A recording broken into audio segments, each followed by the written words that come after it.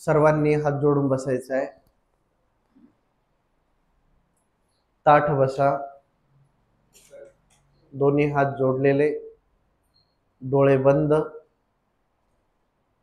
स्वामी श्री चक्रधर प्रभूंची श्रीमूर्ती आपल्या डोळ्यासमोर आठवीत,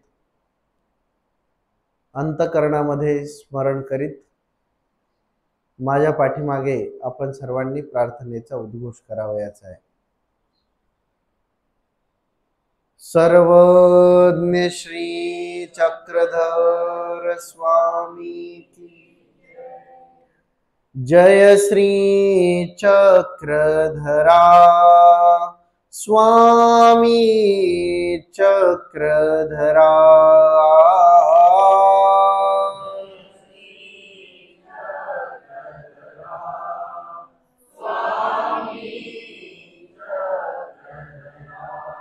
ज्ञान देऊनी उद्धारिसी तू,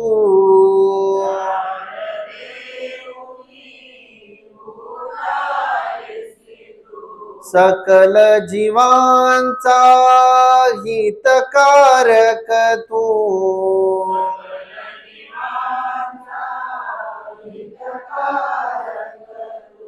देवा सर्वेश्वरा स्वामी चक्रधरा। जय श्री चक्रधरा स्वामी चक्रधरा। दुख हारक तू, सुखदायक तू,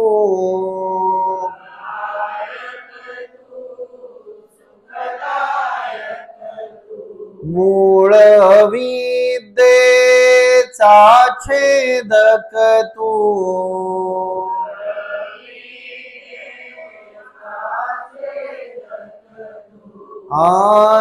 आनंदाचा झरा स्वामी चक्रधरा।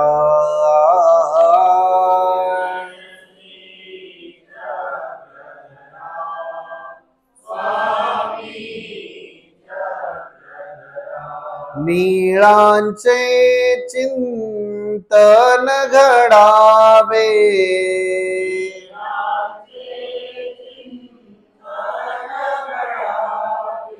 जीवन आमुचे पावन भावे,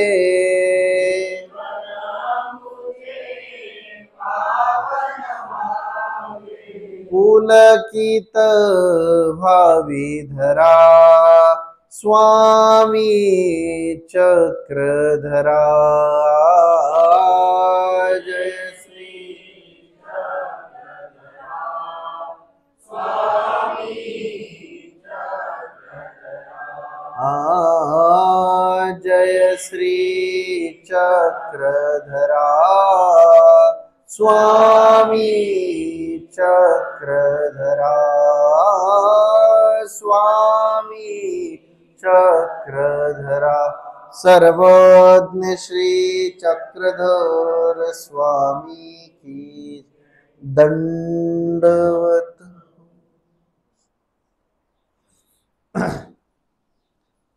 महानुभाव परमार्ग अध्ययन मंदिर या संस्थेच्या वतीनं आजपासून या महानुभाव पंथाचे पंचकृष्णापैकी असलेले तिसरे कृष्ण अर्थात श्री चक्रपाणी प्रभू बाबांच्या अवतरण दिनाच्या निमित्ताने या ठिकाणी हा सोहळा आयोजित करण्यात आलेला आहे। आणि या सोहळ्याला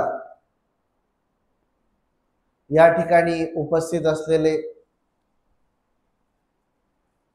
या परमार्ग अध्ययन मंदिर संस्थेचे सर्व अध्वर्यू पूजनीय श्री प्रकाश पूज्य प्रसन्नमुनी दादाजी, पूजनीय श्री केशीराज दादाजी, या ठिकाणी उपस्थित असलेल्या पूजनीय तपस्विनी राधिकाताई, उपस्थित आपण सर्व अच्युत गोत्रीय बंधू आणि भगिनींनो, श्री चक्रपाणी महाराजांना समजून घेत असताना, श्री चक्रपाणी चरित्र समजून घेत असताना आपल्याला सर्वप्रथम आपलं जे काही बिढार आहे ते पहिले बाजूला ठेवायचंय. जसं आता दादांनी एक सूचना केली, एक बिढार जे आहे ते म्हणजे मोबाईल. हे सगळ्यांकडे असलेला असं एक बिढार आहे की ते कधी कुठे वाजेल काही सांगता येत नाही. आणि दुसरं बिढार म्हणजे आपल्या मनातील जे काही संकल्प विकल्प आहेत ते सुद्धा आपल्याला बाजूला ठेवून जर आपण उपस्थित झालो तर आपण याला न्याय देऊ शकलो असा अर्थ होईल. आणि म्हणून श्री चक्रपाणी चरित्र श्रवण करीत असताना श्रद्धेसोबत आपले डोळे आणि कानही उघडे असले पाहिजे. कारण श्रद्धा भावनेतून तर आपण सगळ्या गोष्टी श्रवण करतोच, परंतु अध्ययन जेव्हा आपण करत असतो तेव्हा त्यात एक चिकित्सक बुद्धी, त्यात आम्हाला जिज्ञासा असली पाहिजे. आम्ही जे श्रवण करतो आहोत त्यावर आमचं संपूर्ण लक्ष असलं पाहिजे. आणि म्हणून या दृष्टीनं आपण सजग असावं अशा पद्धतीची एक भावना आहे. आता श्री चक्रपाणी चरित्राला या ठिकाणी समजून घेत असताना पहिला तर मुद्दा असा आहे की श्री चक्रपाणी चरित्रे जे आहेत ही चरित्रे सर्वज्ञांच्या मुखातून भक्तजनांपर्यंत पोहोचलेली आहेत. जसं आपल्याला माहिती आहे की सर्वज्ञ श्री चक्रधर प्रभू निरूपित श्री कृष्ण चरित्र, तसंच सर्वज्ञ श्री चक्रधर प्रभू निरूपित श्री चक्रपाणी चरित्र आहे. कारण सांगणारा कोण आहे? एखादी गोष्ट आपण जेव्हा श्रवण करत असतो की नाही बुवा आमकं असं तसं आहे, ते सांगितलं कोणी असं, किंवा बुवा एखादी गोष्ट सांगितली की आमकी तमकी मॅच आहे ती उद्या जिंकणार आहे, पण सांगितलं कोणी? नाही बुवा सुनंदन लेलेंनी सांगितलं. मग म्हणतात हा बरोबर आहे. एखादी गोष्ट कोण सांगतोय? जसं एखादी गोष्ट मी म्हणतोय की हे असं आहे, पण याला पुरावा काय? नाही माहिम भट्ट संकलित लीळाचरित्रात असं लिहिलेलं आहे. म्हणजे प्रमाणाधिष्ठित ती गोष्ट काय होत असते? सिद्ध होत असते. आणि म्हणून श्री चक्रपाणी चरित्र जेव्हा श्री चक्रधर निरूपित आहे तेव्हा ते प्रमाणाधिष्ठित आहे. याचं आणखीन एक कारण की श्री चक्रपाणी चरित्र म्हणजे जणू एका दृष्टीनं स्वामींचं आत्मकथन आहे. कारण आपल्याला माहिती आहे द्वारावतीकार तेची आमचे गोसावी. जे द्वारावतीकार श्री चांगदेव राऊळ आहेत तेच आमचे स्वामी आहेत, तेच सर्वज्ञ श्री चक्रधर प्रभू आहेत. आणि प्रसंग असा घडतो, महादाईचा द्वारकेला जातात आणि द्वारकेला गेल्यानंतर तिथे स्वामींच्या आज्ञेप्रमाणे स्वामींनी सांगितलेलं होतं की बाई तुम्ही चाललेलेच आहात तर त्या ठिकाणी श्री चांगदेव राऊळांच्या पाताळ गुंफा आहेत त्या तुम्ही पहा. आणि मग महादाईचा जेव्हा तिथं जाते तेव्हा तिथे एक पुरुष बसलेले तिला दिसतात. त्यांच्याकडे पाहत असताना काही आश्चर्यरूप गोष्ट ती पाहते आणि ती त्यांना विचारते की ही जी श्री चांगदेव राऊळांची गुंफा आहे तर चांगदेव राऊळांचा निर्गमू कवणे परी झाला हे तुम्हाला माहिती आहे का? चांगदेव राऊळ गोसावी कवणी परी विजय केले, अर्थात निजधामाला गमन कशा पद्धतीनं केलं हे तुम्हाला माहिती आहे का? म्हटले ते सांगतात की आम्हाला माहिती नाही. मग म्हटले तुमच्या गुरूंचं नाव काय? म्हटले आमच्या गुरूंचं नाव अनंत मुनी असं आहे. आणि मग त्या ठिकाणी गेल्यानंतर महादाईसा पुन्हा स्वामींकडे येते आणि सांगते की जी तिथे असा मी आपल्या आज्ञेप्रमाणे गेली होती, असा घटना प्रसंग झाला. त्यांना मी विचारलं की श्री चांगदेव राऊळांनी कवणेपरी विजय केले, त्यांनी तर काही त्याबद्दल माहिती नाही असं सांगितलं.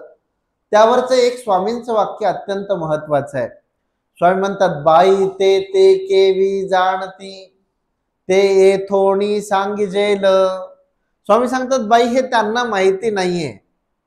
अर्थात श्री चक्रपाणी अवताराविषयीची माहिती इतर कुठेही आलेली नाहीये. ते कोणालाच माहिती नाही. चांगदेव राऊळ गोसावी यांनी कशा पद्धतीनं विजय केले हे माहिती नाही. फक्त त्यांना इतकं माहिती आहे, विद्या अन पुरुष महाराष्ट्री असती, की श्री चांगदेवरावापासून जी विद्या झालेली आहे ती विद्या आजही महाराष्ट्रात वर्तते आहे आणि ते पुरुष सुद्धा आजही महाराष्ट्रात क्रीडतायत.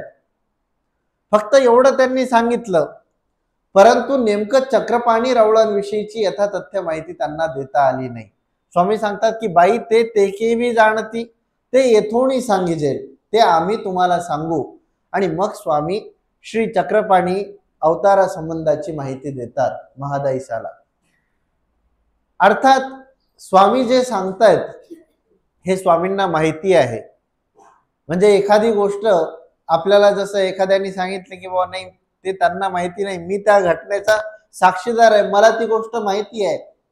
आणि स्वतः स्वामी श्री चक्रपाणी राऊळ हेच आमचे गोसावी आहेत, त्याच्यामुळे ती माहिती स्वामीच देऊ शकतात. ती माहिती इतर कोणी देऊ शकत नाही. आणि म्हणून या दृष्टीनं श्री चक्रपाणी चरित्र जे आहे महत्वाचं ठरतं. एका दृष्टीने सर्वज्ञ श्री चक्रधर प्रभूंचा पूर्वकाळ जो आहे तो पूर्वकाळ म्हणजे श्री चक्रपाणी चरित्र आहे. आपल्याला माहिती आहे की हरिपाळ देवाचं पूर स्वीकारलं आणि आमच्या स्वामींचा अवतार सुरू झाला. पण याच्या आधी काय होतं तर श्री चक्रपाणी रावळांचा अवतार होता. आणि म्हणून स्वामींचा जो काही कालखंड आहे तो जर उत्तरार्ध पकडला तर त्याचा पूर्वार्ध श्री चक्रपाणी चरित्र हा ठरतो. आणि म्हणून या दृष्टीनं श्री चक्रपाणी चरित्राचं एक वेगळेपण आहे. या श्री चक्रपाणी चरित्राची जी सुरुवात आहे तसं या चक्रपाणी चरित्रामध्ये अनेक पाठभेद आहेत. पिढी पाठ असेल, वांदेशकर पाठ असेल किंवा इतरही. जेव्हा आम्ही या ग्रंथाचं संपादन केलं तेव्हा तळटिपेसाठी जवळजवळ 22 पोथ्या आम्ही वापरलेल्या आहेत.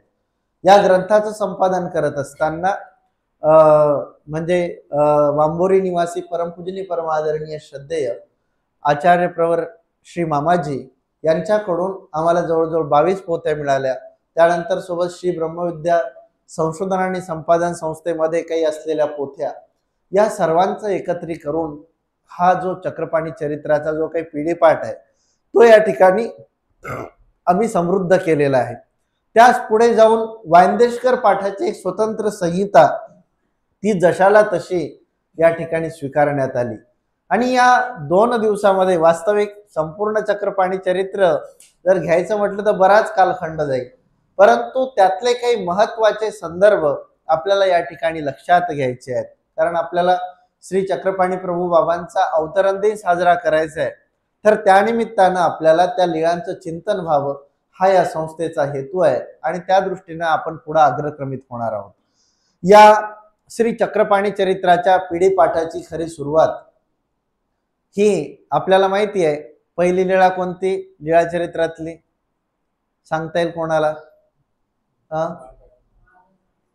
बरोबर, मार्गादी मूळ निरूपण. श्री दत्तात्रय प्रभू हे मार्गाचे मूळ आहेत याचं निरूपण करणे.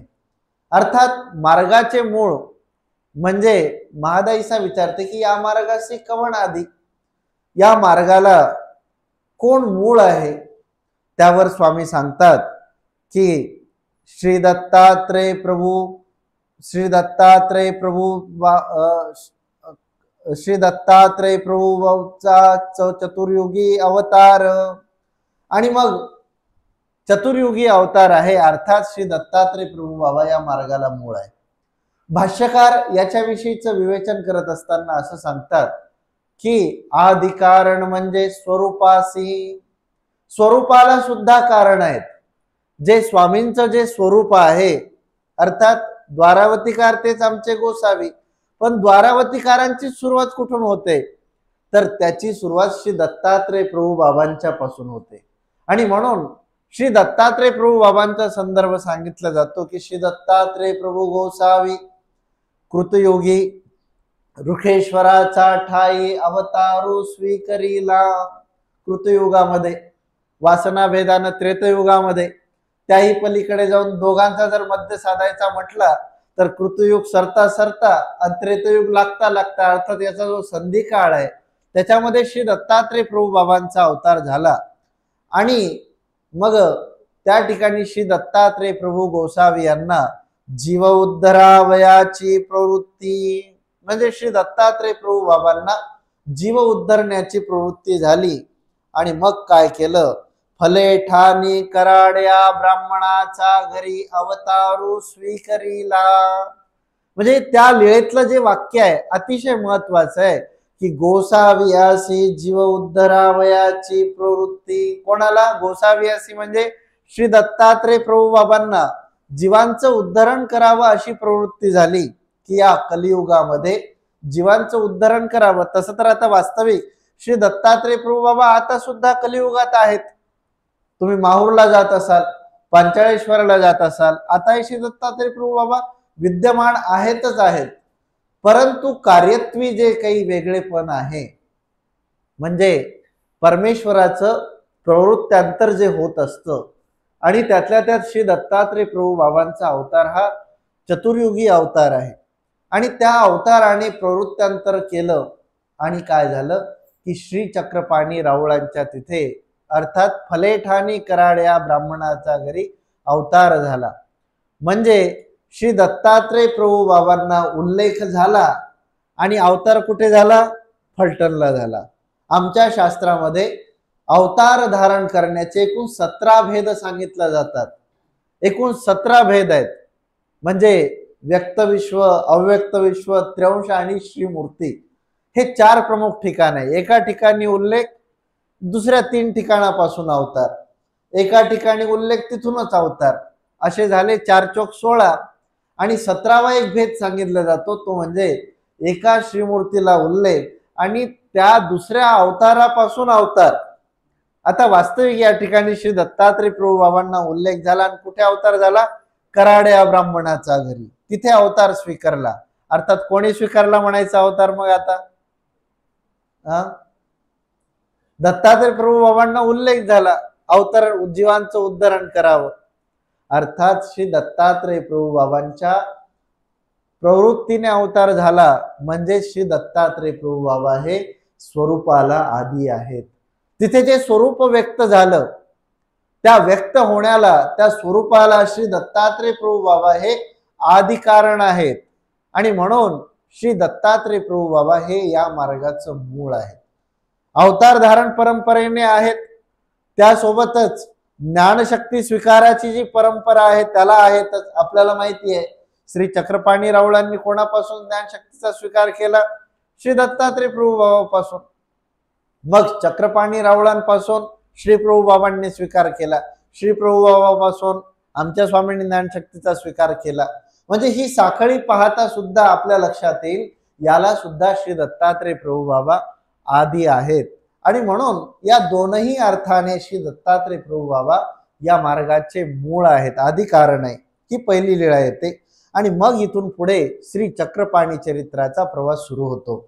फले ठाणी कराड्या ब्राह्मणाचा घरी अवतारू. फलटणला कराडे ब्राह्मणाचा घरी अवतार स्वीकार करणे.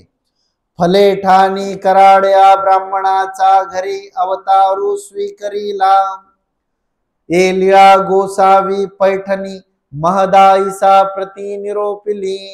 पहा, या पिढी पाठानुसार या ठिकाणी श्री चक्रपाणी चरित्राचा जवळजवळ काही भाग, म्हणजे सुरुवातीची लीळा पैठणला स्वामींनी सांगितल्याचा संदर्भ आला. गोसावियासी जीव उद्धरावयाची प्रवृत्ती झाली. मग पुणा चाकणा प्रदेशी फले ठाण गाव. सर्वज्ञे म्हणितले तेतच्या कराड्या ब्राह्मणाचा गृही अवतारू स्वीकरीला. तो गर्भीचा अवतारू. अर्थात अवतार धारण करण्याच्या काही विशिष्ट पद्धती आहेत. त्याच्यामध्ये प्रमुख 3 प्रकार आहेत: गर्भ, पतित आणि दवडणे. या 3 पद्धतीनं परमेश्वर अवतार धारण करत असतात. पहिली पद्धत आहे ती म्हणजे गर्भव्यवस्थेने परमेश्वर अवतार धारण करतात. जसं आपण सर्वसामान्य पाहतो की मानवी माता ज्याप्रमाणे पुत्राला जन्म देते आणि तिथे त्या गर्भामध्ये जीव त्या ठिकाणी येतो आणि मग तो काय होतो? जन्माला येतो.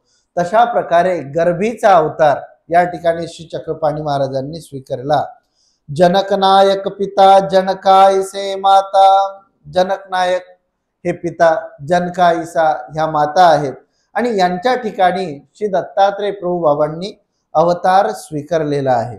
अर्थात पिढी पाठामध्ये याच्याविषयी अधिक काही संदर्भ न येता पहिल्याच लीळेत अवतार स्वीकारला, मग माता पिता अप्रोक्ष झाले, लगेच श्राद्धाचा प्रसंग येतो. परंतु वाइंदेशकर पाठ जो आहे तो याविषयीचं जे पूर्ववृत्तांत आहे, जो इतिहास आहे त्या पाठीमागचा, तो इतिहास वाइंदेशकर पाठ कथन करतो. आणि स्वामी सांगतात की सर्वज्ञे म्हणितले बाई, पुरंदर पर्वताचा तळवटी महाविशाळ फले ठाण. म्हणजे पुरंदर पर्वत आणि त्या पर्वताच्या तळाला खालच्या बाजूला फलटण नावाचं एक गाव आणि नगरासी चौदिशा चारी महाद्वारे. याचं नगराचं सुद्धा वर्णन आलेलं आहे. म्हटले कसं आहे ते नगर? 4 महाद्वार आहेत त्या नगराला. जसं तुम्हाला परमेश्वरपुराला जर तुम्ही गेलात, तुम्हाला त्या ठिकाणी माहिती आहे की त्याचे 4 बाजूने 4 रेगावे होते परमेश्वरपुराचे, पूर्व, पश्चिम, उत्तर आणि दक्षिण. या 4ही बाजूला 4 रेगावे. पूर्वीच्या काळी गावाला वेस असायची आणि त्या वेशीतून 4 दरवाजे असायचे. त्या 4ही बाजूनी फक्त प्रवेश करता येईल. आता तसं राहिलेलं नाही. आता नागपूरमध्ये एंटर करायचं म्हटलं तर इकडून उमरेडच्या रोडनी पण या, तिकडून वर्धा रोडनी पण या, तिकडून त्या अमरावती रोडनी या, आहे की नाही? जसं हे नगरामध्ये प्रवेश करण्याचे रोड आहेत, त्याच्या व्यतिरिक्त आणखीन बऱ्याचशा गल्ल्या गुल्ल्या तिथून तुम्ही येऊ शकता. पण पूर्वीच्या काळी असं नसायचं. त्याला विशिष्ट नगर रचनेमध्ये त्याला परकोट वेस असायची गावाची. आणि चौदिशा चारी महाद्वारे, तेथ बहुत मडमंडपे देवळे गोपुरे धवळारे. तेथ त्या नगरा पश्चिमे ब्रह्मपुरी असे, तेथ कराड्या ब्राह्मणाचा कुळी राजनायक नावे ब्राह्मण. आता त्या फलटण शहरातील त्या पश्चिम दिशेला ब्रह्मपुरी नावाचा एक विभाग होता आणि त्या विभागामध्ये कराड या ब्राह्मणाच्या कुळात, अर्थात ब्राह्मणामधल्या ज्या काही विशिष्ट शाखा आहेत, काही विशिष्ट त्याच्यातही प्रकार आहेत, त्यामधला कराडे हा एक प्रकार, त्या जातीमधला त्याच्यात असलेला हा एक उपविभाग. आणि त्या ठिकाणी राजनायक नावे ब्राह्मण, राजनायक नावाचे एक विख्यात ब्राह्मण होते. तयाची भार्ये नाव राजाईसे, त्यांच्या पत्नीचं नाव राजाईसा असं होतं. राजनायकापासून राजाईसासी 7 पुत्र झाले. त्या राजनायकां आणि राजाईसा या दाम्पत्यांना एकूण 7 पुत्र झाले. त्यामध्ये सर्वात मोठा पुत्र, त्यांचं नाव होतं वडील रूपनायक. वडील रूपनायक असं त्यांच्या पुत्राचं नाव. या 7 भाऊचे 7 आवार. त्या फलटण नगरामध्ये हे 7 भाऊ आणि त्यांचे 7 मोठमोठे आवार होते. आपल्याला आवार हा शब्द कुठे पाहायला मिळतो सांगता येईल का? रिद्धपूरला कोणाचा आवार आहे? तिकोपाध्यांचा आवार आहे की नाही? म्हणजे जुन्या कालखंडामध्ये जे काही असे श्रेष्ठ तिथले विद्वांस पढणं म्हणजे जे अभ्यास शिकवायचे, त्यांचे मोठमोठे असे आवार असायचे. राजाश्रयानं त्यांना ते दिल्या जायचे किंवा ते स्वतः त्या ठिकाणी निर्माण केल्या जायचे. असे 7 भाऊ होते आणि ते 7 भाऊ फले ठाणी जनासी पूज्य होनी वर्ते ती. ते 7ही भाऊ फार विद्वान होते. सगळ्या जनलोकांमध्ये त्यांची मान्यता आणि प्रसिद्धी होती. सगळ्या जनलोक त्यांना विद्वान म्हणून समजायचे, त्यांची पूजा करायचे. आणि मग हे जे रूपनायक होते त्यातले वडील मोठे, रूपनायकापासून रेमाईसा आणि जनकनायक जन्मले. पाहता राजनायक राजाईसा पासून रूपनायक झाले. रूपनायकाच्या पत्नीचं नाव रेमाईसा असं होतं. त्या रूपनायक आणि रेमाईसा या दोघांपासून जनकनायक जन्मले. आता जनकनायक कोण? श्री चक्रपाणी महाराजांचे वडील पिता. यांच्या वडिलांचं नाव रूपनायक आणि त्यांच्या वडिलांचं नाव राजनायक. पहा कशी परंपरा आलेली आहे.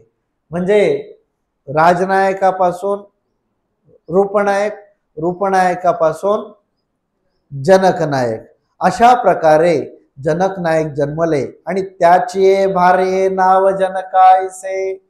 त्या जनकांच्या भार्येचं म्हणजे पत्नीचं नाव जनकाईसा असं होतं. जनक नायक ते व्यापारी, परंतु पिढी झाली, हे 7 पुत्र विद्वान होते, विद्वांस होते, परंतु पुढच्या पिढीमध्ये हस्तांतरण जेव्हा झालं तेव्हा मात्र काय झालं की ते व्यापारी झाले. चरित्रात संदर्भ येतो, शास्त्र नेणे ती, त्यांना शास्त्राची तेवढी काही जाणीव नव्हती, परंतु व्यापाराची मात्र त्यांना जाणीव होती. त्यासी पुण्याचा व्यापारू असे, पुण्याला त्यांचा व्यापार चालायचा. आपण पाहतो फलटण पुणे एक जवळ असलेले, जवळ म्हणजे तरी 80-100 किलोमीटरचं अंतर त्याच्यामध्ये आहे. आणि अशा ठिकाणी म्हणजे आपल्या लक्षात येईल की त्याही काळी अशा पद्धतीचा व्यापार दूर दूर चालायचा. आणि मग जनक नायकासी कुळी पुत्र नाही, म्हणून बहुत उपाय केले परी पुत्र नव्हेची. जनक आणि जनकाईसांना पुष्कळ उपाय केले, परंतु त्यांना काही पुत्र होईनाच. मग तयाचा गोत्रजी म्हणतले पुत्र नाही, आणि कुसंबंधू करा. म्हटले आता जनकाईसापासून पुत्र होत नाही, आणि मग तुम्ही असं करा, आणखीन एक काय करा, लग्न करा. मग आणिक ब्राह्मणी प्रणिली परी तियेसी पुत्र नव्हेची, म्हणजे दुसरी ब्राह्मणी प्रणिली म्हणजे तिच्यासोबत विवाह केला, परंतु तिलाही काही पुत्र झाला नाही. आणि मग चाकणेसी चक्रपाणी नामे स्थावर देवता असे, तेही नवसिले. चाकण या प्रदेशामध्ये चक्रपाणी नावाची एक देवता होती, आणि तिच्या ठिकाणी काय केलं, या दोघांनी नवस केला की आम्हाला पुत्र झाला पाहिजे. मा तुझ शता सोनटक्याची पूजा करुणी, जर आम्हाला पुत्र झाला तर शता म्हणजे 100 सोनटक्के, सोनटक्के म्हणजे सोन्याचे नाणे, त्या सोन्याच्या नाण्यांनी आम्ही काय करू, तुझं पूजन करू, असा त्यांनी नवस केला. आणि मग तुझेची नाव ठेवू ऐसा संकल्प केला. त्या सोनटक्के तर अर्पण करूच, पण आम्हाला जर पुत्र झाला तर त्या पुत्राला चक्रपाणी हे तुझंच नाव ठेवून देऊ, अशा प्रकारचा संकल्प त्यांनी केला. तव एरीकडे जनक नायके पूर्णा नदीचा तिरी, विख्यात चांगदेव नामे देवता असे. इकडे पूर्णा नदीच्या काठावर चांगदेव, आता कोणी म्हणतं त्याच्यातही पाडभेद आहेत पुन्हा. चांगदेव म्हणजे सध्या चांगदेव हरताळा ते पकडतं, काही जण आणखीन काही दुसरे ते नाही व दुसरा संदर्भ आहे असंही काही जण बोलतात. तर या माध्यमातून जनक नायकांनी इकडेही तसाच नवस केला. यांनी सांगितलं की शता नाही, सहस्राटो सोनटक्याची पूजा करू आणि पुत्रासी चांगदेव ऐसे नाव ठेवू, अशा पद्धतीचा उल्लेख जनकाईसांनी केला आणि जनक नायक दोघांनी सुद्धा केला. आणि मग देवता स्वप्नी सांगितले, जे तुम्हासी पुत्र होईल. देवतेने स्वप्नामध्ये सांगितलं की तुम्हाला पुत्र होईल. मग जनक नायक ते देवतेची भक्ती करू लागले. मग जनकाईसासी गर्भाधान झाले, आणि यांनी जो नवस केलेला होता तो नवस फळाला आला. आणि शेवटी काय झालं, जनकाईसा जी होती त्या जनकाईसाला, कारण दोन पत्न्या केल्या, एक जनकाईसा आणि दुसरी होती रंभाईसा. या 2 पत्न्या केल्या, पैकी जनकाईसा जी मोठी होती तिला त्या ठिकाणी गर्भाधान झाले. कौनी काळी जनक नायक जनकाईसासी फलेठानासी पाठविले, तेथ तयासी 9 मासा प्रसूती झाली. म्हणजे त्याही काळी ही पद्धत होती की मुलीला काय करायचं, आजोळाला पाठवायचं, म्हणजे तिच्या माहेरी पाठवायचं, की तिचं जे बाळांतपण आहे ते माहेरी झालं पाहिजे, म्हणून जनकाईसाला त्या ठिकाणी पुन्हा माहेरला पाठवण्यात आलं. आणि तिथे काय झालं, फलेठानासी पाठवले, जनकाईसासी फलेठानासी गर्भाधान झाले. आणि त्यांनी काय केलं, म्हणजे फलटणला पाठवलं. म्हणजे आता इथे काय झालं, फलटण म्हणजे ती घरी असताना गर्भसंभूती झाली, आणि त्यांनी उलट केलं तर पुन्हा काय केलं, सासरी पाठवलं. अशा पद्धतीनं फलटणला पाठवलं. आणि मग जनकाईसासी गर्भाधान झाले, तेथ तयासी 9 मासा प्रसूती झाली. श्री चांगदेव राऊळी गर्भा माझी विजय केले, श्री चांगदेव राऊळाचा जन्मकाळी मंगळ महोत्साह प्रवर्तले. या पाठाने काही विशिष्ट संदर्भ जे आहेत ते स्पष्ट केलेले आहेत. आपल्याला परमेश्वर अवतरण्याची पद्धती तर माहिती आहे, पण ते अवतरत असताना देवदिकांना सुद्धा आनंद होत असतो. परमेश्वर अवतरत असताना त्याची जाणीव देवतादिकांनाही असते. आणि याचा संदर्भ या ठिकाणी येतो. जेव्हा श्री चांगदेव राऊळांनी तिथे प्रवेश केला गर्भा माझी, तेव्हा तिथे महोत्सव झालेला आहे. आकाशी देव दुंदुभी लागले, देवी पुष्पवर्षाव केला, स्तुती केली, जय जयकार प्रवर्तले. आणि मग जेव्हा श्री चक्रपाणी राऊळांनी अवतार घेतला तेव्हा देवतांनी आकाशातून पुष्पवृष्टी केली आणि मग स्तुती केली, जय जयकार प्रवर्तले. मग जनकनायकी जनकाईसासी पुण्यासी नेले, पुत्र देखोनी संतोषू झाला, चांगदेवासी सहस्रा सोनटक्याची पूजा केली. अशा प्रकारे काय झालं, तिकडे जनकाईसानी नवस केलेला होता की आम्हाला जर पुत्र झाला तर आम्ही काय करू की त्याला चक्रपाणी हे नाव ठेवू आणि त्या सोनटक्याची पूजा करू. तर इकडं पहिले काय झालं की चांगदेवाला पूजा झाली आणि वेद विद्वांस बोलाविले, त्यासी दक्षिणा दिली. मग जागतक वर्तिले, योग्यता, सौम्यता, ज्ञातता, निवृत्तता, पराज्ञता हे 5 लक्षणे गुणनामी विष्णू जनकनायके पुत्रासी चांगदेव ऐसे नाव ठेविले. आणि मग जनकनायकांनी हे सगळं केलं आणि ब्राह्मणाला दाखवलं मुलगा कसा आहे काय नाही. जेव्हा त्यांचं भविष्य पाहण्यात आलं तेव्हा त्या ठिकाणी त्यांनी पाहिलं की त्यांच्या ठिकाणी सौम्यता आहे, विशिष्ट शांतता, सौम्य गुण त्याच्या ठिकाणी प्रधान आहे. ज्ञातता, ज्ञातता म्हणजे ज्ञानाची जाणीव, म्हणजे फार विद्वान असणार आहे. त्यानंतर निवृत्तता हा तिसरा गुण या ठिकाणी सांगितला. निवृत्तता म्हणजे संसाराविषयी तितकी लागले पण असणार नाहीये, म्हणजे निवृत्तता याला म्हणायचं. त्यानंतर परज्ञातता, जाणीव तर आहे परंतु ऐहिक जाणीव तर आहेच आहे, पण परज्ञानता श्रेष्ठ प्रकारची जाणीव त्यांच्या ठिकाणी असणार आहे अशा प्रकारचे. आणि योग्यता, योग्यता म्हणजे कुठल्याही क्रियेअर्थी पात्र असणे, याला योग्यता असं म्हणायचं. हे 5 जे लक्षण आहेत त्या पुत्राच्या ठिकाणी दिसले. आणि जनकनायके पुत्रासी चांगदेव ऐसे नाव ठेविले, आणि ईश्वरे ते देवतेचे नाम स्वीकरिले. यांनी तर चांगदेव नाव ठेवलंच, परंतु स्वामींनी सुद्धा त्या नावाचा स्वीकार केला. आपल्याला संदर्भ पाहता येईल मूर्ती ज्ञान या प्रकरणामध्ये, अमुके नाम धरावे हा स्वरूपी होणी स्वीकार, आहे की नाही. चक्रपाणी हे नाव तर आहेच, परंतु चांगदेव नाव, त्या चांगदेव नावाची देवता, परंतु अवतार धारण करत असतानाच चांगदेव हा स्वरूपी होऊनच स्वीकार केलेला आहे. आणि त्यामुळे श्री चक्रपाणी राऊळांनी चांगदेव या नावाचा त्या ठिकाणी स्वीकार केला. आणि ऐसा महोत्सव झाला, चांगदेव आम्हा प्रसन्न झाला, म्हणून जनकनायके तिये देवतेचे नाम ठेविले. अशा प्रकारे इकडे यांनी नाव ठेवलं. आणि मग काय झालं की श्री चांगदेव राऊळ असं नाव ठेवलं. श्री चक्रपाणी महाराजांच्या ठिकाणी आणखीन एक प्रसंग याच्या ठिकाणी आला की 5 दिवस झाले चक्रपाणी महाराजांनी अवतार धारण करून, परंतु 5 दिवस स्तनने गतीची मग दुःख करू लागली. आणि मग जनकाईसा ते दूधच प्यायला तयार नाही लेकरू. आणि मग त्यांना दुःख वाटू लागलं की आता काय होईल काय नाही, पुत्र तर झाला परंतु आता पुन्हा हे अनिष्ट उभं राहिलं.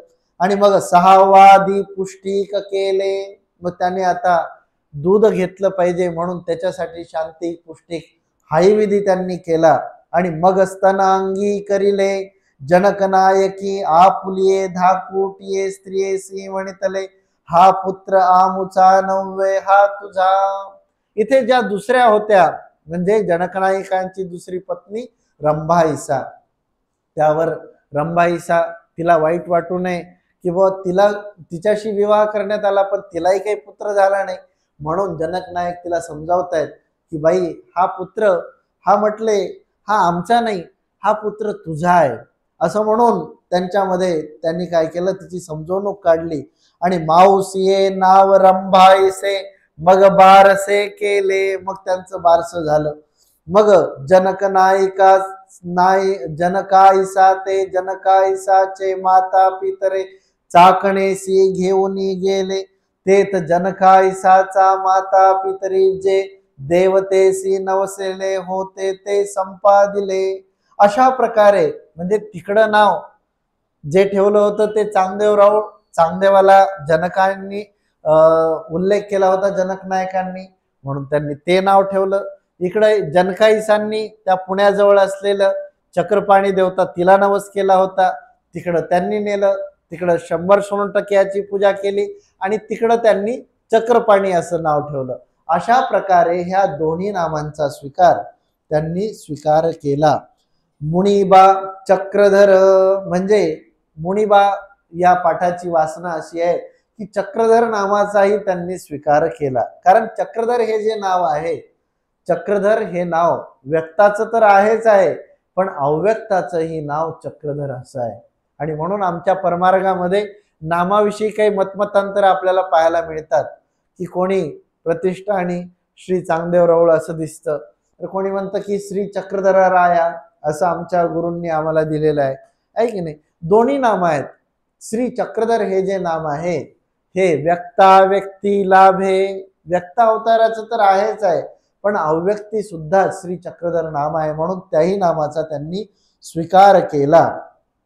मग जनकाईसे फले ठाणी चांगदेव राऊळा सहित आली, मग चांगदेव राऊळासी मावसिया वाढविले, तेथोनी श्री चांगदेव राऊळ वाढते झाले. अशा प्रकारे या श्री चक्रपाणी राऊळांच्या या सुरुवातीच्या ज्या काही लीळा आहेत त्या लीळेमध्ये अवतार धारणा संबंधात जी काही पूर्वपीठिका मूळ पीठिका पाहायला मिळते, त्या मूळ पीठिकेमध्ये अशा प्रकारे हे या संबंधातल्या अशा लीळा या ठिकाणी आपल्याला पाहायला मिळतात.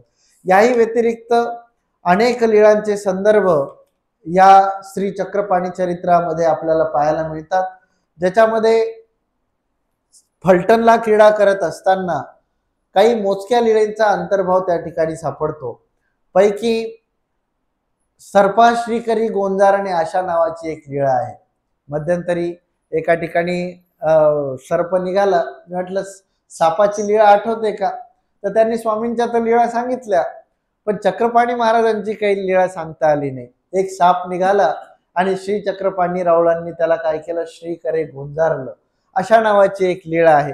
त्याच पद्धतीनं रंभाईसांच्या त्या ठिकाणी रंभाईसा ज्या आहेत, त्याच पद्धतीनं जनकाईसा ज्या आहेत त्यांची प्रतिष्ठा गावामध्ये करण्यात आली असा एक संदर्भ आहे. त्याच पद्धतीनं रंगशेळेवर खेळ क्रीडा केली. म्हणजे फलटणला आपल्याला बरीचशी स्थानं पाहायला मिळतात, परंतु फलटणच्या ज्या काही लीळा आहेत त्या लीळा मात्र तितक्याशा काही दिसत नाही. तर याही काही लीळेंचे संदर्भ इतरही पाठामध्ये आपल्याला त्या ठिकाणी पाहायला मिळतात. आता यानंतर श्री चक्रपाणी राऊळ वाढते झाले अशा पद्धतीचा संदर्भ आहे. आणि मग श्री चांगदेव राऊळ विवाह कथन अशा संदर्भातली एक लीळा या पाठामध्ये या ठिकाणी पाहायला मिळते की श्री चक्रपाणी राऊळांचा विवाह कशा पद्धतीनं झाला. त्यावर महादाईसा स्वामींना विचारते, जी जी श्री चांगदेव राऊळाचा विवाह कैसा झाला, कसा विवाहाचा स्वीकार केला. कारण खरं तर त्यांची निवृत्तता होती तरी सुद्धा विवाहाचा स्वीकार का केला. सर्वज्ञे म्हणितले बाई श्री चांगदेव राऊळ फलटणी अवतार स्वीकरिला, तेथ वाढते झाले 5 वर्षात चुडाव्रत बंद स्वीकरिला. पहा या पाठामध्ये असे विशिष्ट आणि अपूर्व संदर्भ पाहायला मिळतात की त्या फलटणला चुडाव्रत बंद नावाचं एक व्रत आहे, ते 5 वर्षाचे असताना त्याचा स्वीकार केला.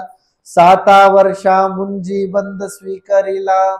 7 वर्षाचे असताना म्हणजे मुंजी बंद व्रत हे व्रत आजही ब्राह्मणामध्ये त्या ठिकाणी चालतं, त्याची मुंज केल्या जाते, 8व्या वर्षी केल्या जाते. आता इथं 7 एकी वासना 9 असा पण एक संदर्भ आहे. मग 12 वर्षा ब्रह्मचर्य संन्यासू स्वीकरिला. श्री चक्रपाणी राऊळ जेव्हा 12 वर्षाचे झाले तेव्हा संन्यास स्वीकार केला, ब्रह्मचर्याच्या पद्धतीनं संन्यासाचा स्वीकार केला. अष्टविध ब्रह्मचर्ये स्वीकरिले. एकूण 8 प्रकारचे ब्रह्मचर्य सांगितले जातात. त्या 8 ब्रह्मचर्याचा स्वीकार चक्रपाणी राऊळांनी केला. आणि मग श्री चांगदेव राऊळ अभ्यास पूर्णता अंगी करिली. सांगोपांग वेद शास्त्रे पुराणे उत्तर मीमांसा पूर्व मीमांसा.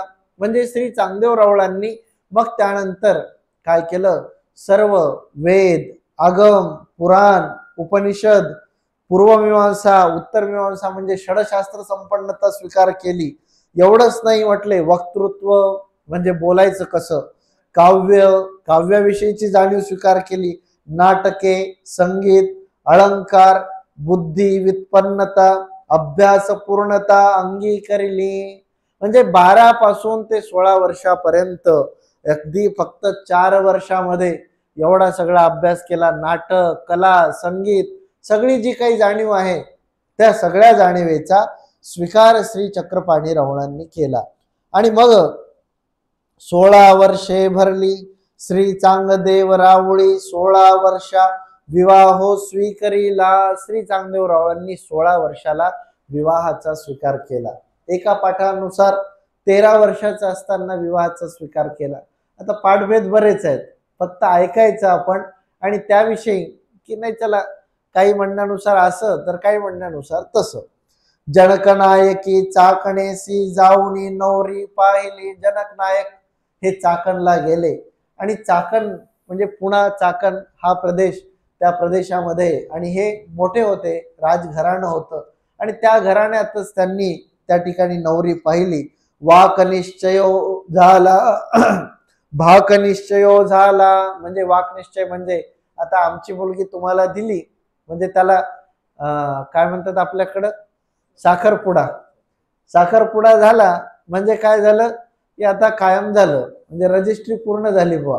म्हणजे आता इसार दिला, जसं व्यवहारामध्ये इसार दिला जातो, 100 रुपये दिले तरी जो आता 100 रुपये तुम्हाला दिले म्हणजे काय झालं, आता इसार झाला. तसं म्हटलं इकडे साखरपुडा झाला म्हणजे काय झालं, जवळपास मुलगी दिल्यासारखी झाली. आणि मग वराडाची आयती झाली, वराड करण्यात आलं, तयारी झाली.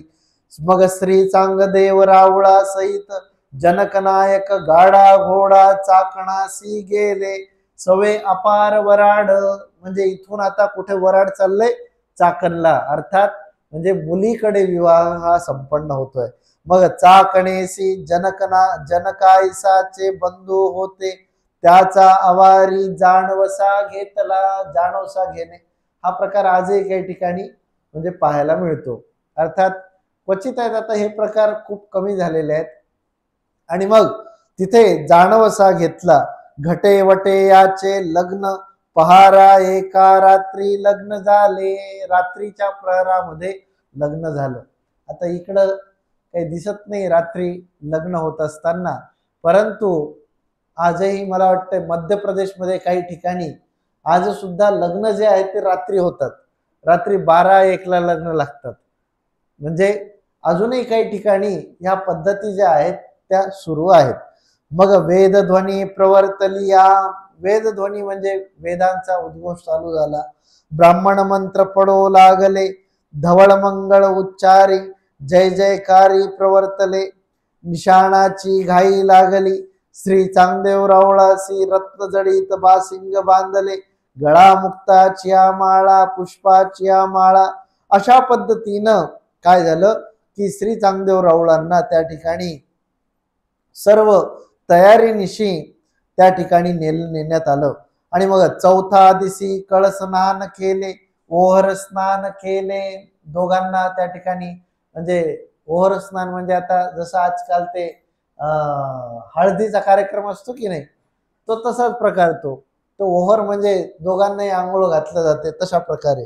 मग कमळ नायकी साडे विस्तारिले, चांगदेव रावळासी हस्तकडगे सांखळिया मुद्रिका ठिकलगा सरळे सांखळे कीर्ती मुखे अनंत नाग चापे कळिका म्हणजे अगदी त्या या पाठाने त्या सगळ्या अलंकाराची नावं या ठिकाणी दिलेली आहेत. ऐसी साळंकृत पूजा केली आणि कबहुत आंदन दिधले मग जनक नायकी साडे विस्तारिले.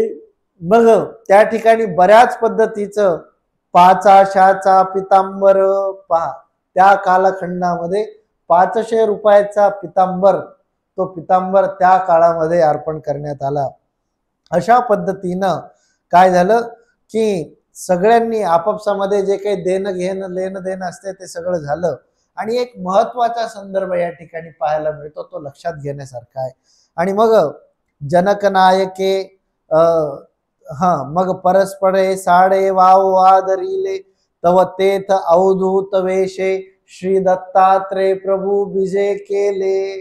म्हणजे श्री चांगदेव रावळांच्या लग्न प्रसंगी विवाह प्रसंगी त्या ठिकाणी अवधूत वेशामध्ये श्री दत्तात्रय प्रभू बाबा कुठे त्यांच्या विवाहाच्या तिथे अर्थात कुठे चाकणला विवाह होत असताना जेव्हा हा विवाह संपन्न होत होता तेव्हा अवधूत वेशामध्ये श्री दत्तात्रय प्रभू बाबा त्या ठिकाणी पोहोचले. आणि मग जनक नायके पाठ बैसो घातला, जनक नायकांनी दत्तात्रय प्रभू बाबांना बसण्याकरता पाठ घातला. जनक नायके ओहरा करवी श्री दत्तात्रय प्रभूसी आसन करविले श्री दत्तात्रय प्रभू पूजिले. श्री दत्तात्रय प्रभू बाबांची ओहरा करवी, ओहरे म्हणजे दाम्पत्य, त्या दोघांकरवी सुद्धा त्या ठिकाणी पूजा करविली.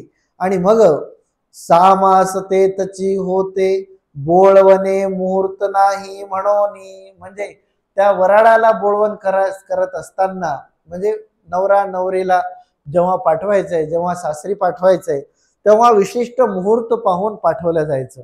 परंतु 6 महिने विवाहाचा तर मुहूर्त होताच, पण हे आता मोठा अवघडच काम आहे. म्हणजे 6 महिने मुहूर्तच निघाला नाही. मग त्यांनी काय केलं, 6 महिने चाकण येथेच राज्य केलं. अर्थात आपल्या लक्षात येईल की श्री चक्रपाणी महाराजांची बरीच स्थानं म्हणजे त्या पुण्याला पण आहेत, व्यवहाराच्या निमित्ताने गमन करत असताना चाकणला सुद्धा आहेत. हे दोन्ही नगर आजही आहेत, परंतु स्थानांची मात्र तिथे काही नोंद नाही. म्हणजे आपल्या दुर्दैवानं कदाचित असेलही, परंतु मला वाटतं स्थान पोथीमध्ये एका ठिकाणी म्हणजे त्या पुण्याला त्या संगमावर स्थान असल्याचा संदर्भ बोलला जातो, परंतु त्याचा उल्लेख जरी असला तरी मात्र कुठेही ते स्थान आज आपल्याला उपलब्ध नाही नमस करण्यासाठी. आणि मग अशा प्रकारे 6 मास तेतची होते, चाकणलाच होते. जनक नायक आपुले या गावा गेले, आपल्या गावाला बाकी सगळं वराड जे होतं ते गेलं, परंतु श्री चक्रपाणी महाराज आणि त्यांची राणी, तिचं नाव काय, कमळ नायकी कमळाईसी साडे विस्तारिले.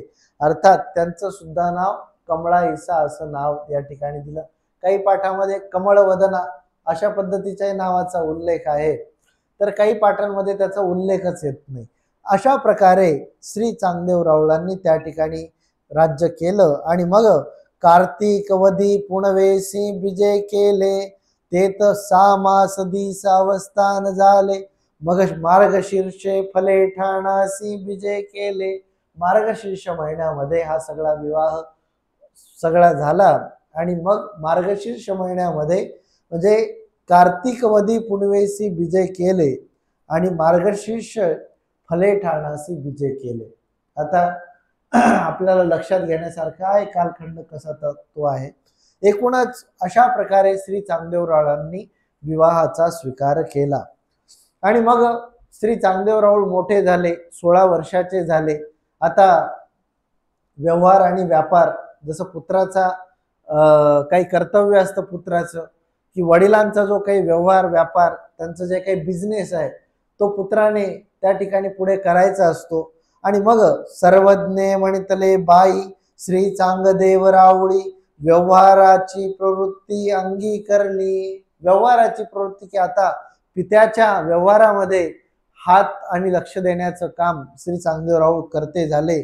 जनक नायक व्यापार संबंधे पुन्हा सती एक वेळ जनक नायक फले ठाणासी आले, ते चांगदेव रावळाची प्रसिद्धी थोरे देखो लागले.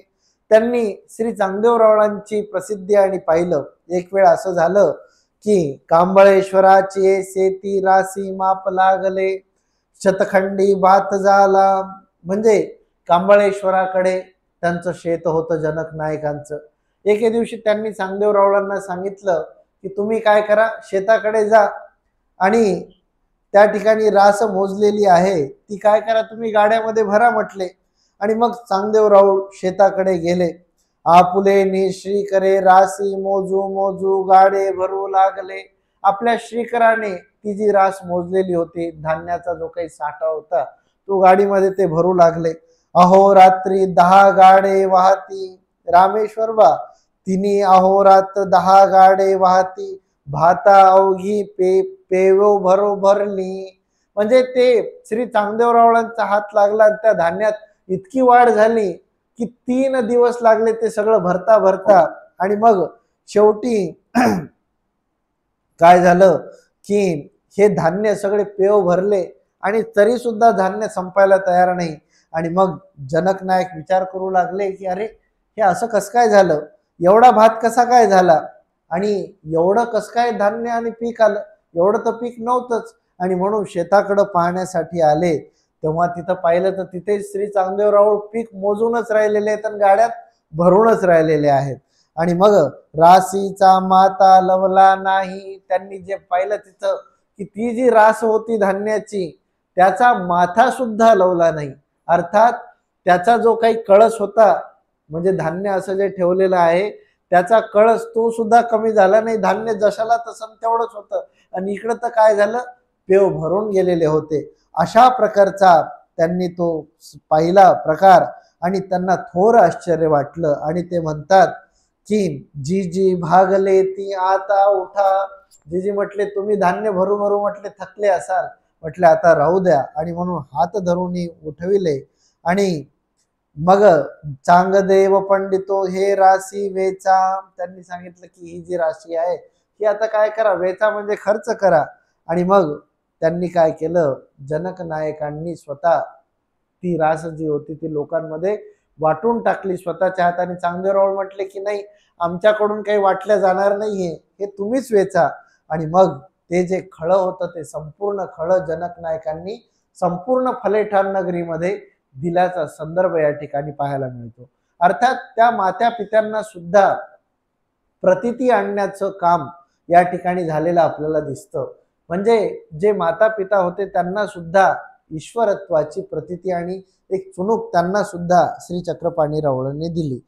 एकदा प्रसंग असा झाला की सर्वज्ञ म्हणतले एकुदी श्री चांगदेव रावळाचे माता पितरी म्हणतले की चांगदेव पंडितो लोक वाराणसी जातो असे तरी आम्ही जाऊनी. म्हणजे त्या पूर्वीच्या काळी अनेक प्रकारचे पव्हे जत्रा एका ठिकाणावरून दुसऱ्या ठिकाणी जात असायचे.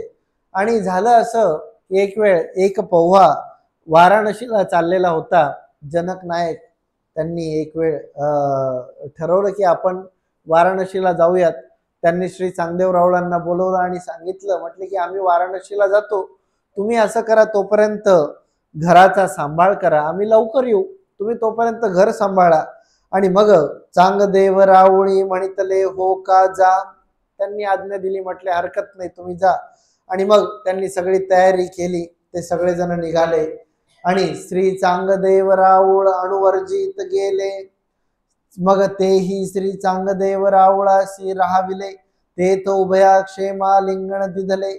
पुत्र वियोगे मोहाकुळे सोडून सकेती. ते जेव्हा निघाले तेव्हा त्यांना पुत्राचा वियोग झाला. श्री चांगदेव रावळाशी नेहमी जवळीक झालेली होती आणि त्यांना काही सोडून जाऊ वाटना. शेवटी त्यांनी श्री चांगदेव रावळांनी अगत्य वादे सोडिले. म्हणजे आता बलवत्तर आहे, तुम्हाला जाणं आहे आणि म्हणून गेलं पाहिजे म्हणून सोडलं. अशा प्रकारे त्या ठिकाणी ते गेले. आणि तिये दिसी श्री चांगदेव रावळी तेथ विजय केले. ज्या दिवशी त्या ठिकाणी पर्वणी होती वाराणसीला, त्याच दिवशी श्री चांगदेव राऊळ तिथे जाऊन पोहोचले.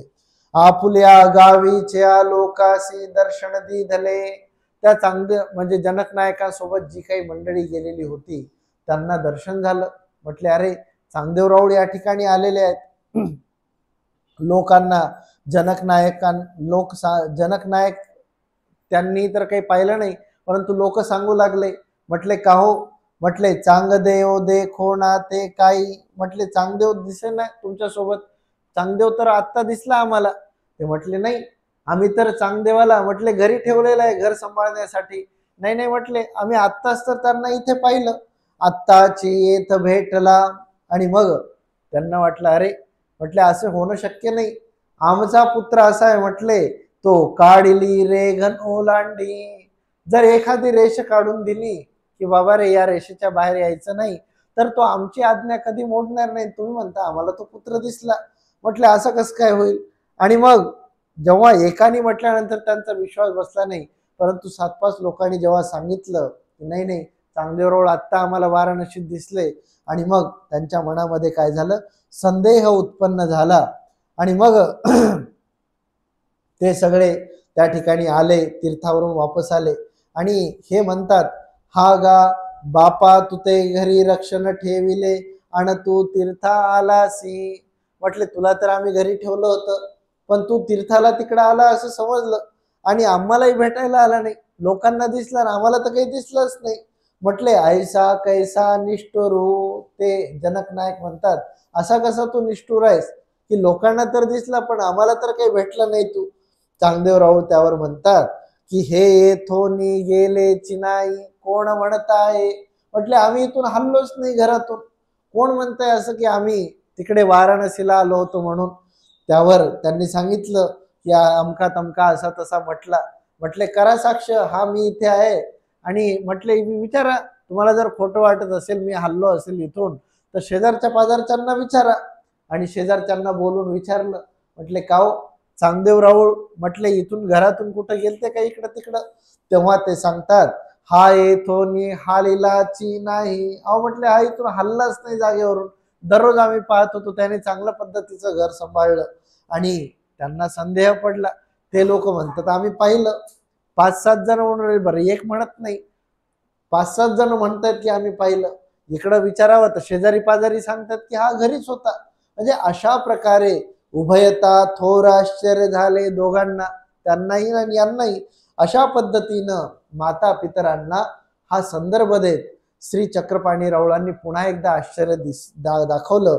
त्यावर ते म्हणतात की नकळे तुझी लीळा तू साक्षात सर्वज्ञ. ते माता पिता जनक नायक आणि जनकाईसा स्वामींची स्तुती करतात की अरे बाबा म्हटली तुझी जी लीळा आहे ती लीळा काही समजणारी नाहीये, तुझी लीळा या ठिकाणी लक्षात न येण्यासारखी आहे. त्यासी आभास विधी पूर्ण केला. म्हणजे त्यांना आभास दाखवला तो. अशा प्रकारच्या अनेक लीळांचे संदर्भ श्री चक्रपाणी महाराजांच्या संदर्भामध्ये या ठिकाणी पाहायला मिळतात. असाच प्रसंग पुन्हा एक वेळ झाला की द्वारकेला पौवा निघाला. आता पाठीमागचा पौवा हा वाराणसीचा होता, आणखीन एक पौवा द्वारकेला निघाला. आणि मग तिथेही असं झालं की मावशी जी आहे रंभाईसा, ती रंभाईसा श्री चक्रपाणी राऊळांना म्हटले माता पित्र निघाले जाण्यासाठी. त्यांनी चांगदेव राऊळांना म्हटलं की चला तुम्ही आमच्या सोबत चला. परंतु रंभाईसा मात्र त्यांची आवडी थोर असल्यामुळे तिने सांगितलं की नाही याला काही तुम्ही नेऊ नका सोबत.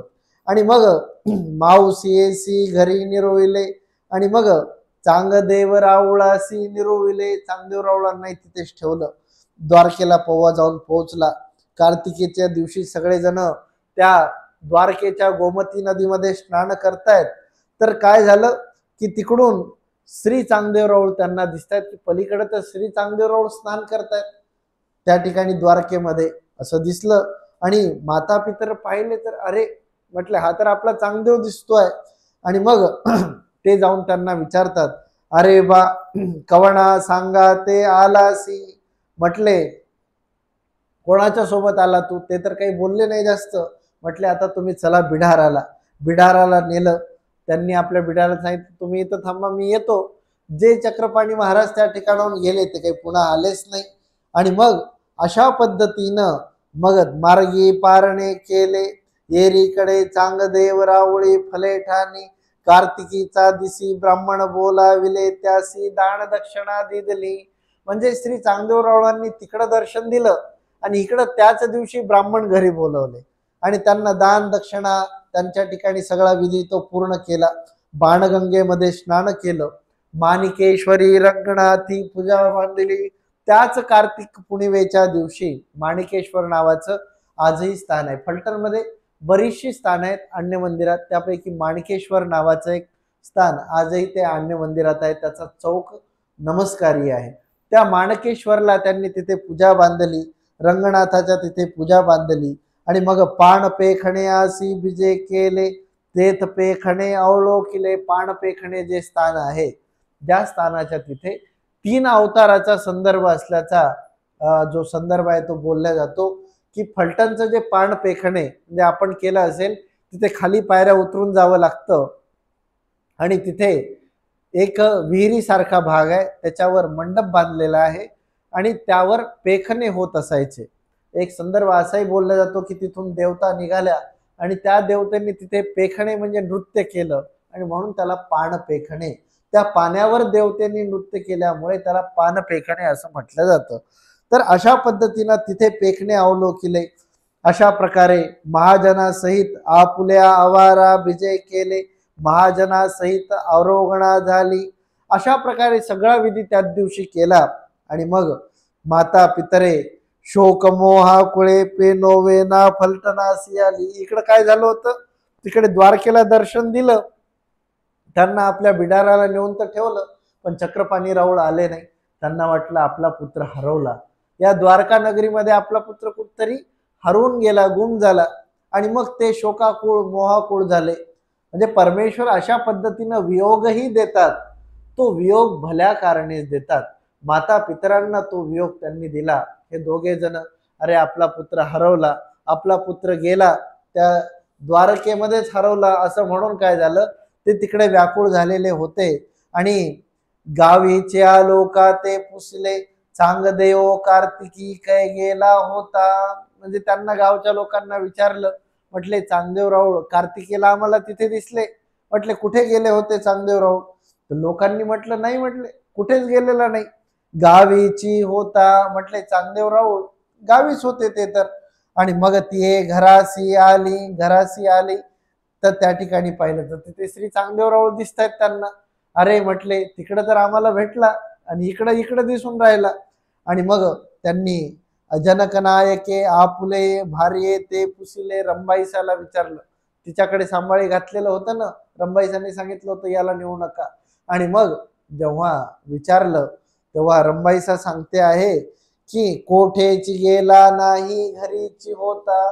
म्हटले चांगदेवराव तर कुठेच गेला नाही, तो तर घरीच होता, तुम्ही असं का विचारताय. आणि मग पुन्हा त्यांना आश्चर्य झालं. तव श्री चांगदेव राऊळ बाहेरून आले, भेटी झाले, क्षेमवार्ता सांगितली. आणि मग जनक नायक त्यांना सांगतात, अहो म्हटले तुम्ही तिथे आला होतात आणि मग त्या द्वारकेला तुम्ही आम्हाला भेटले आणि मग तुम्ही आम्हाला असंही म्हटलं की बिडाराला चला आणि न भेटताची आली ती. चांगदेव रावळी म्हणितले, माणूस सारखे माणूस काही नसे. चांगदेवराव त्यांना समजवतात, अहो म्हटले माणसं सारे एकच असतो का, म्हटले माणसासारखं बरेच दिसणारे असतात. असं सांगितलं जातं ना की जगामध्ये एक सारखे दिसणारे 7 जण असतात, है की नाही, एकासारखा एक माणूस असे 7 असतात. आणि म्हटले माझ्यासारखं दुसरं कोणतरी तुम्हाला दिसलं असेल, मा नवल काही, म्हणजे त्याच्यात असं विशेष काय, कोणीतरी दुसरं दिसलं असेल आणि तुम्ही मला मीच समजले. म्हटले तुम्हीच उलट फसले, चांगलं पहाची, तुम्ही चांगलं पाहायला पाहिजे होतं की आपला चांगदेव आहे की नाही, तुम्ही म्हटले फसले त्यांच्या बिडाराला गेले. अशा पद्धतीनं माता पितरांना विस्मय झाला. अशा प्रकारे श्री चक्रपाणी राऊळांच्या त्या बाळक्रीडेमध्ये अर्थात त्या ठिकाणी जे फलटणच्या काही ज्या लीळा आहेत त्या लीळेमध्ये अशा प्रकारचे संदर्भ पाहायला मिळतात. यासोबतच अवतार धारणामध्ये सुद्धा काही वेगवेगळे संदर्भ पाहायला मिळतात.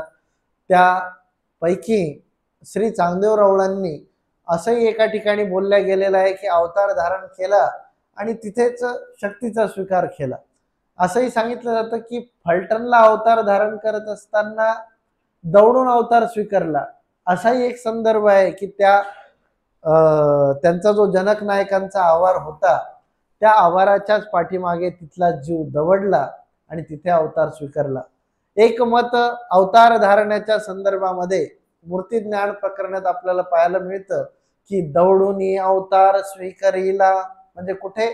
मातापूरला श्री दत्तात्रय प्रभू बाबांच्या प्रवृत्तीने दौडून अवतार स्वीकार केला. अर्थात तोही संदर्भ महत्वाचा आहे, तोही संदर्भ पाहण्यासारखा आहे. दोन मतं जी आहेत त्याविषयी एक परशुराम बासांचं मत आहे, एक रामेश्वर बासांचं मत आहे. म्हणजे परशुराम बास म्हणतात गर्भिचाची अवतारू, आपलं रामेश्वर बास म्हणतात गर्भिचाची अवतारू, आणि परशुराम बासांचं मत असं आहे की दौडून अवतार स्वीकारला. म्हणजे दोन मतं आहेत त्याविषयी. तर त्या मताविषयी दौडून अवतार स्वीकारला कुठे? मातापूर म्हणजे माहूरला. आता जर दौडून अवतार स्वीकारला म्हणजे आधी अवतार नाही असं जर म्हटलं तरी पण बाद येतो, मग फलटणची स्थानच नाही. जर मातापूरला जर अवतार धारण केला तर मग फलटणची स्थानं कशी राहतील?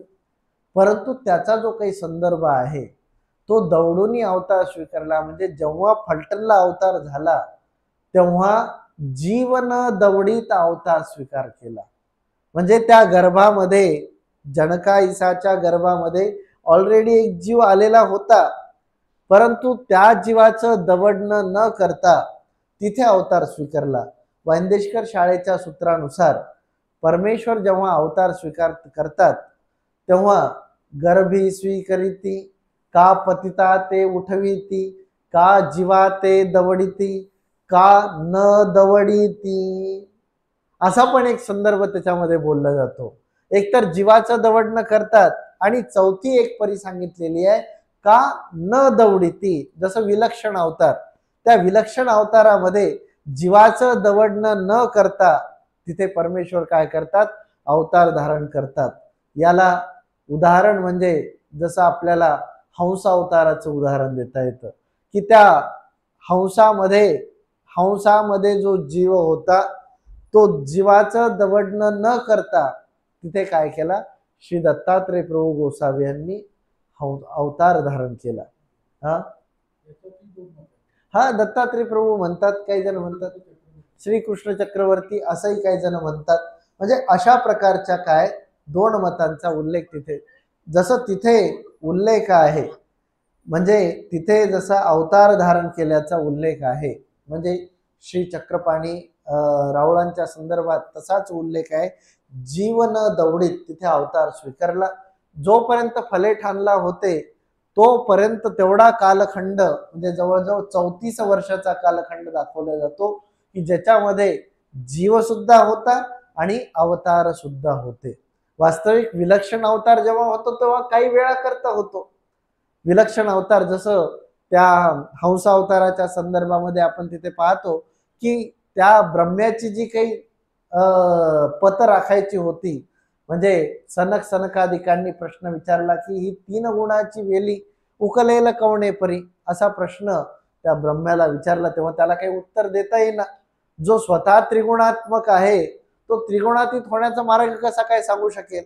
आणि मग त्या ब्रह्म्याची पत राखण्याकरता त्याचं प्रतिष्ठा कमी होऊ नये म्हणून त्या ब्रह्म्याचं जे वाहन आहे हंस, त्या हंसामध्ये जीवन दवडीत अवतार स्वीकार केला आणि मग त्या ठिकाणी त्याचं उत्तर त्या हंसाने दिलं आणि त्याचं निराकरण केलं.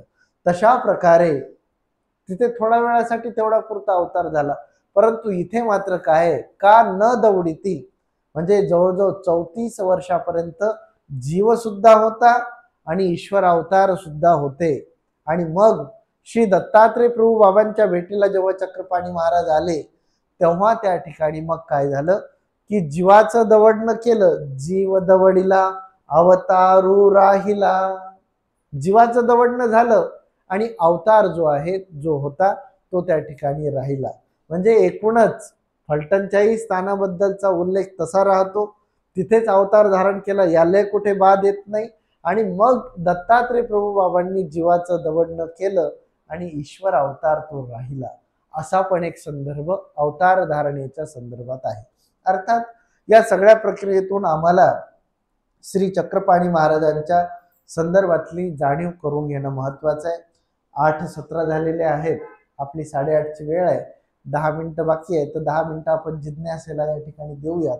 आणि श्री चक्रपाणी चरित्राच्या संदर्भात आज संध्याकाळी बाकीच्या काही लीळांचं चिंतन आपण आज आणि उद्या 2 दिवसामध्ये करणार आहोत. चला, सर्वज्ञ श्री चक्रधर स्वामी की जय. अगदी 10 मिनिटात काही जिज्ञासा असतील तर करायला हरकत नाही.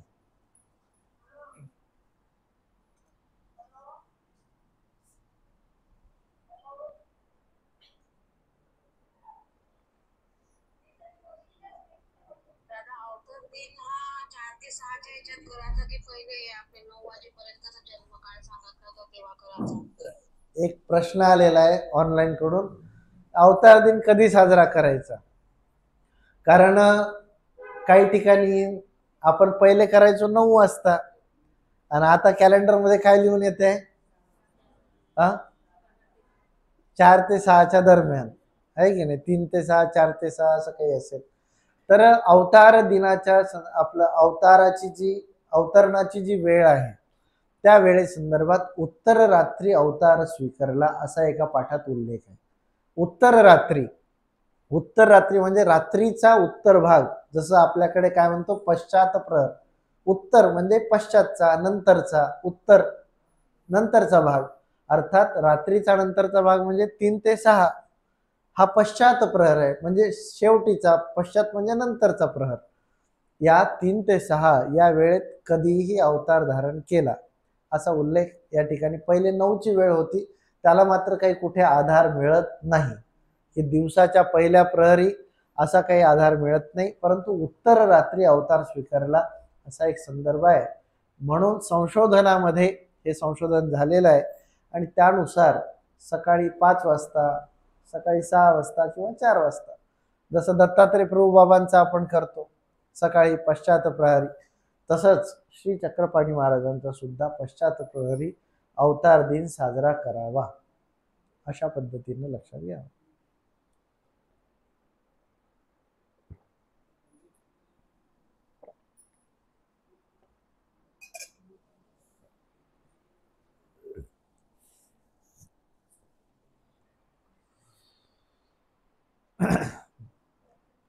अजून काय म्हणतात, काही नवीन संदर्भ?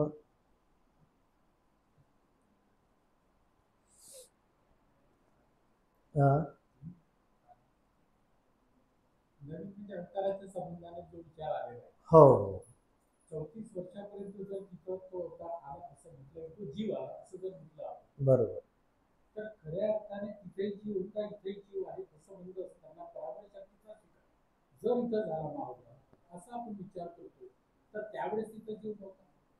बरोबर. हा विचार करत असताना इथं 34 म्हटलेला आहे आणि पराभय शक्तीचा विकार 37 वर्ष झाला.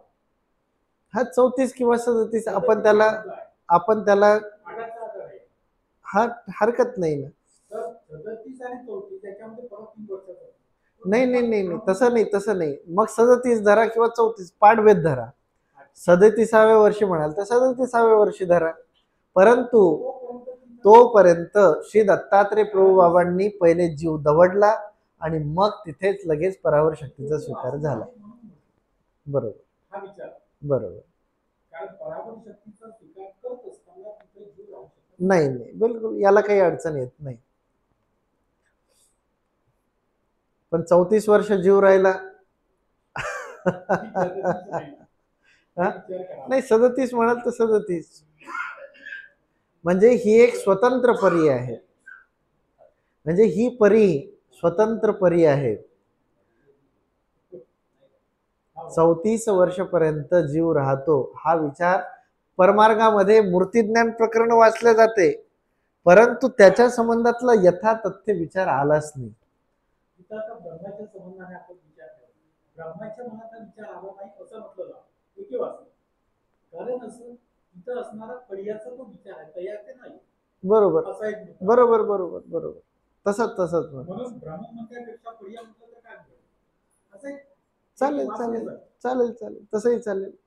ज्या देवतेच्या फळी पावन झाला तेच नाम सुद्धा त्याला येतं, त्यामुळे हरकत नाही. ब्रह्मफळी याचा विचार आहेच.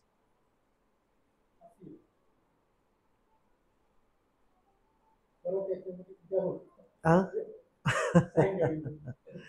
बरं जेव्हा त्यांनी युवतींना काही प्रश्न असतील तर ते निश्चित विचारू शकतात. हा विशेषत्वाने जे PhD करत आहेत त्या लोकांनी निश्चित प्रश्न विचारावे आणि त्यातून संख्येचं निरसन करून त्यात बऱ्याच गोष्टी लिहिता येतील.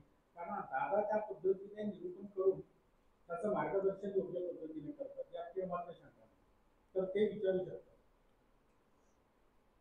विशिष्ट म्हणजे वास्तविक पाहिजे केला म्हणतोय आपले प्रश्न तू आताही तयार कर, दिवसभर तयार कर, सायकल आणि त्यातून निरसन झालेली उत्तरं लिहून तर तुझा PhD ला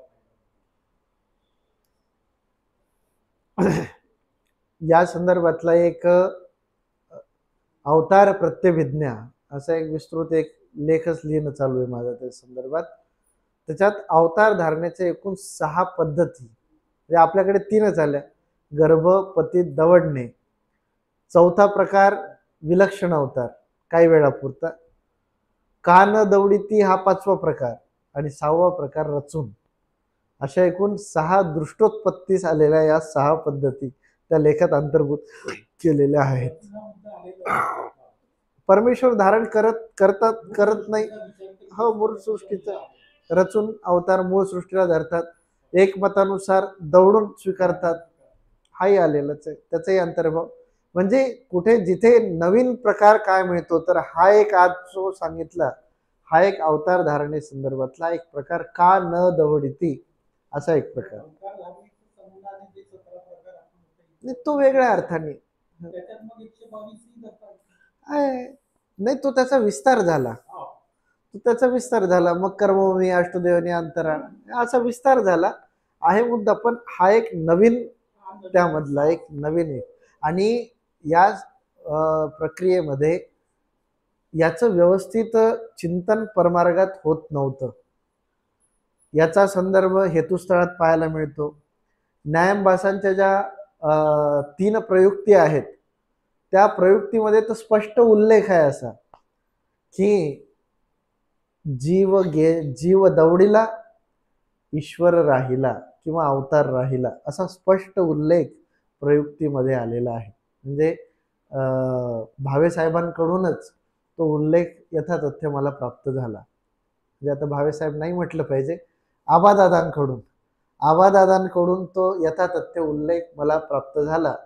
आणि त्या संदर्भाचे म्हणजे आधी मला थोडंसं याच्यामध्ये हे होतं हेतुस्थळाच्या नुसार, हेतुस्थळाच्या गोपी भास्करांच्या सुद्धा, म्हणजे दोघांचाही विचार करत असताना न्यायंबास उपाध्य शाखेचे आणि गोपी भास्कर कवीश्वर शाखेचे दोघांच्याही पद्धतीमध्ये किंवा त्यांच्या शास्त्र अध्ययन पद्धतीत हा विचार होता, पण नंतर तो लुप्तप्राय झाला. केवळ मूर्तिज्ञान प्रकरणामध्ये एवढाच किंवा गर्भीचाची अवतारू आणि श्री दत्तात्रय प्रभूची प्रवृत्ती दौडूनी अवतार स्वीकारला, हे संदर्भ फक्त मूर्तिज्ञान प्रकरणात राहिले. परंतु त्याचं यथातथ्य विवेचन कुठेही कोणी करत नाही किंवा केलं नाही किंवा ते आलं नाही गुरुकुळाच्या परंपरेत. मग फक्त हा गैरसमज राहिला की जर आपण दौडून अवतार स्वीकारला म्हटलं तर फलटणच्या अवतार धारणेला अर्थ राहणार नाही आणि तिथली स्थानं म्हणता येणार नाही. म्हणून त्या विचारालाच, ते सुद्धा कोणाच्या, परशुरामबासांच्या विचाराला बाजूला ठेवायचं की ज्यांची गगनाला गवसणी आहे त्यांचं हे मत आहे, त्यांचा हा वासना भेद आहे. आणि म्हणून तो यथातथ्य न आल्यामुळे ते बाजूला पडलं. आता मात्र तसं होणार नाही, दोन्हीचा संतर्भाव तिथे येईल. दौडून पण कसं दोन्ही होते, जीव दौडीला, अवतार राहिला, असा तो संदर्भ आहे. त्याच्यामुळे संबंधालाही कुठली अडचण येत नाही. त्या प्रक्रियेतून जीव होता म्हणून ईश्वर म्हणजे काही संबंध होत नाही, याही प्रक्रियेला काही अडचण येत नाही. या सगळ्या प्रक्रिया त्याच्यात साधल्या जातात. चला थांबूयात आपण. सर्वज्ञ श्री चक्रधर स्वामी की जय. चक्रधरा श्री चक्रधरा जय जय स्वामी श्री चक्रधरा.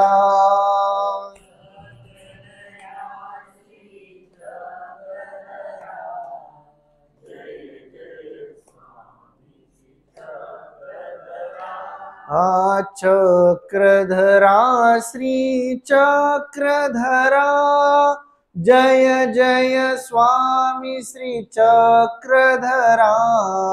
चक्र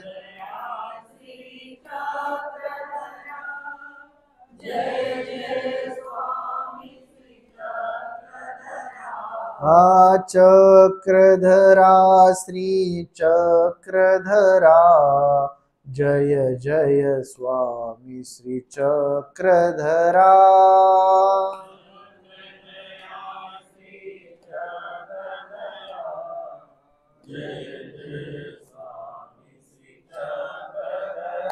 सर्वज्ञ श्री चक्रधर स्वामी दंडवत हो.